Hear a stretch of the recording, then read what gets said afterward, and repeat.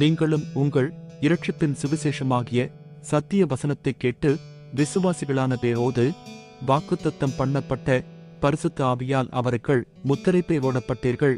எபேசியர் 1 அதிகாரம் 13 வசனம்.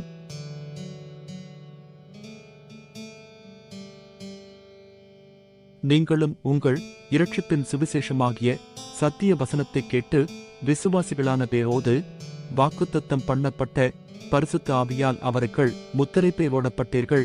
எபேசியர் 1 அதிகாரம் 13 வசனம்.